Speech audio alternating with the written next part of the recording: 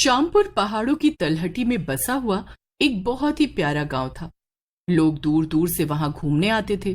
उसी गांव के पास एक घना जंगल था और उस जंगल में एक हवेली थी।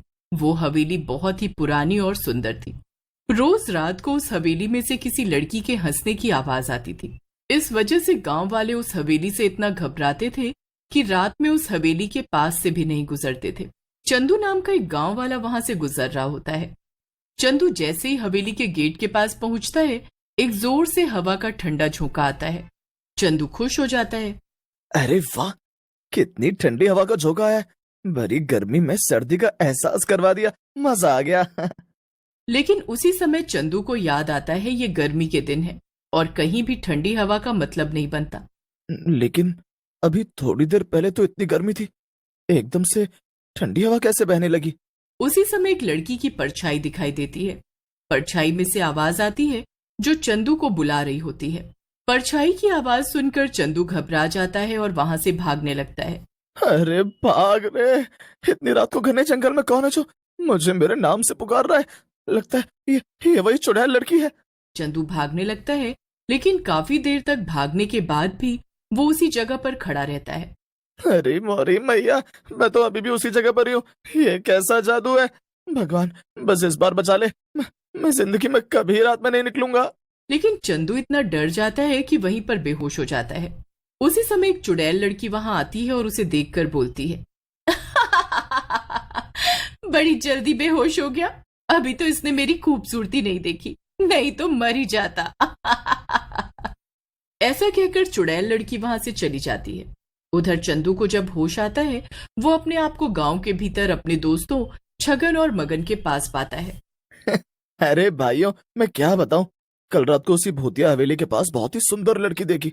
वो मुझे बुला रही थी। वो इतनी सुंदर थी कि परियां भी शर्मा जाएं। क्या फेंक रहा है चंदू? परियों से भी सुंदर? हाँ। अरे मैंने तो सुना है वहां चुड़ैल रहती है। तू भी लगता है हमसे मजाक कर रहा है। देखो, अगर तुम दोनों को मुझ पर यकीन नहीं है तो मुझसे कल रात की बात मत करो। अरे यार चंदू, तुम भी छगन की बात का बुरा मान रहे हो। पता है ना वो कितना मजाक करता है। चलो नाराज मत हो, आगे बताओ ना फिर क्या हुआ। फिर जैसे ही उस लड़की ने मुझे बुलाया, मैं लपक के उसके पास गया। वो भी मुझसे मिलकर बहुत खुश थी। लेकिन तभी उस लड़की का खड़ूस बाप अपने कुछ लोगों के साथ आया और मुझे मारने लगा। अरे फिर क्या हुआ चंदू भाई? अरे मगन, होना क्या था? मैं वहां से भागा और भागते भागते एक जगह गिर गया और बेहोश हो गया। फिर मुझे कुछ याद नहीं है कि क्या हुआ। मगन और छगन उस लड़की की कल्पना में खो जाते हैं और बोलते हैं, चंदू भाई, एक बात बताओ, वो लड़की क्या सचमुच में परियों से ज्यादा सुंदर थी? कहीं तुम हम दोनों को बहका तो नहीं रहे हैं? देखो, तुम दोनों को मुझ पर विश्वास करना है तो करो, नहीं तो फुटो यहाँ से। चंदू को गुस्से में देख मगन और छगन वहां से खिसक लेते हैं, लेकिन दोनों का दिमाग उसी जंगल वाली लड़की की तरफ होता है। अरे मगन, क्या सच में इतनी सुंदर लड़कियां होती हैं? और अगर होती भी हैं तो इस बंदर सी शक्ल वाले चंदू को अपने पास क्यों बुलाएगी? अरे यार छगन, मुझे तो लगता है ये मनचला चंदू जंगल में अकेली लड़की देखकर उसके पास गया होगा और उस लड़की के घर वालों ने उसकी पिटाई करती होगी और इसी वजह से ये बेहोश हो गया होगा। और हमें अपने किस्से सुना रहा है। मगन और छगन दोनों ही मन चले थे। दोनों का मन चंदू की बात सुनने से उस लड़की को देखने का कर रहा होता है। इसलिए दोनों रात में जंगल जाने की योजना बनाते हैं और रात में जंगल पहुंच जाते हैं। अरे छगन, ये जंगल तो बहुत ही डरावना लग रहा है। कहीं ये उस चंदू के बच्चे ने हमारे साथ मजाक तो नहीं किया? मुझे तो बहुत ही डर लग रहा है। मगन, डर तो मुझे भी बहुत लग रहा है, लेकिन देखना तो पड़ेगा ही ना। वैसे भी सुना नहीं है क्या कि कीचड़ में ही कमल होता है? वैसे सुंदर लड़कियां जंगल में अकेले ही रहती हैं। अब ये बकवास बात कहाँ से सुन ली तूने? कौन से बाबा ने बताई तेरे को ये बात कि सुंदर लड़कियां जंगल में रहती हैं? ये बात श्री श्री श्री 1,00,000 1 बाबा छगन दास ने बताई है। जैसे ही छगन की बात खत्म होती है, तभी वहां एक लड़की की सुरीली आवाज आती है। अरे ओ छगन और मगन, तुम दोनों मुझे ही ढूंढ रहे हो क्या? बताओ। जी जी परी जी, मैं आप ही को ढूंढने आया था और ये मेरा दोस्त है मगन। हम दोनों आपको ही ढूंढ रहे हैं। छगन की बात सुनकर लड़की की आवाज फिर से आती है। बहुत ही मन चले हो तुम दोनों के साथ खूब पटेगी।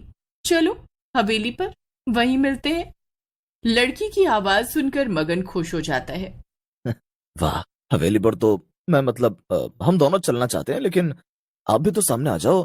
जरा हम भी तो देखें कि इस कोयल सी आवाज की मालकिन कौन है। मगन की बात सुनकर चुड़ैल एक लड़की बनकर उन दोनों के सामने आ जाती है। इतनी सुंदर लड़की सामने देखकर छगन और मगन हैरान रह जाते हैं। अरे मगन, वो चिंदी चोर चंदू तो सही कह रहा था। ये तो सचमुच परियों से भी ज्यादा सुंदर है। अगर ये फिल्मों में आ जाए तो सारी हीरोइनें बॉलीवुड से भाग जाएंगी यहाँ। सही कह रहे हो छगन, ये लड़की तुम्हारी भाभी बनने के लिए बिल्कुल सही है, समझे। मगन और छगन को अपने को यूं घूरता देख लड़की बोलती है। क्या हुआ तुम दोनों को? क्या मैं सुंदर नहीं हूं? और अगर तुम दोनों को नहीं चलना तो तुम दोनों वापस जा सकते हो। लड़की की बात सुनकर मगन और छगन दोनों घबरा जाते हैं और बोलते हैं, अरे नहीं नहीं, हम दोनों तुम्हारे साथ चलेंगे। वो हमारे पूरे गांव में तुमसे गोरी लड़की नहीं है कोई, इसीलिए हम थोड़ा सोच में पड़ गए। चलो चलो। लड़की छगन के गालों में हाथ फेरते हुए बोलती है, तुम दोनों बहुत ही मजाकिया हो। तुम दोनों के साथ बातें करने में मजा आएगा। फिर छगन और मगन लड़की के साथ साथ हवेली की ओर चले जाते हैं। दोनों जैसे ही हवेली के अंदर घुसते हैं, हवेली का दरवाजा अपने आप बंद हो जाता है। ये देखकर मगन घबरा जाता है और बोलता है, ये दरवाजा अपने आप क्यों बंद हो गया? क्या चक्कर है ये? कौन हो तुम?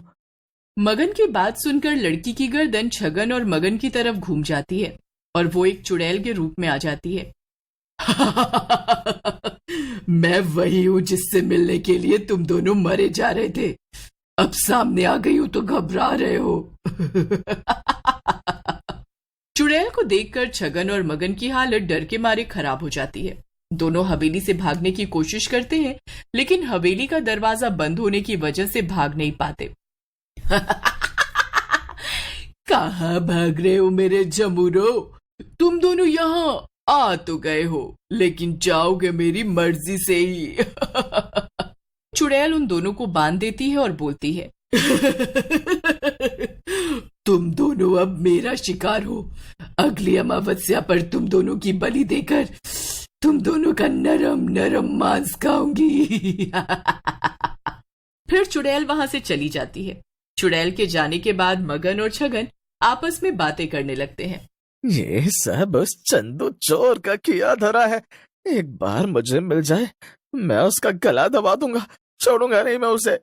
गुस्सा मत हो छगन, तू उसे तब पकड़ेगा जब यहाँ से जिंदा बाहर जा पाएगा।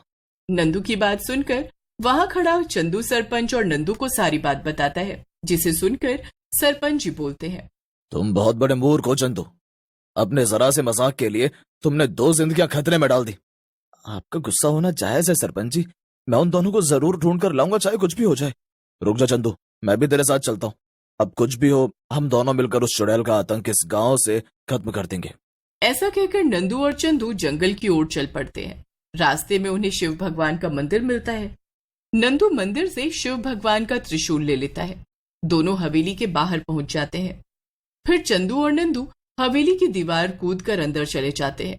अंदर उन्हें छगन और मगन बंधे हुए दिखते हैं, लेकिन उन दोनों के कुछ करने से पहले ही वहां चुड़ैल आ जाती है और बोलती है,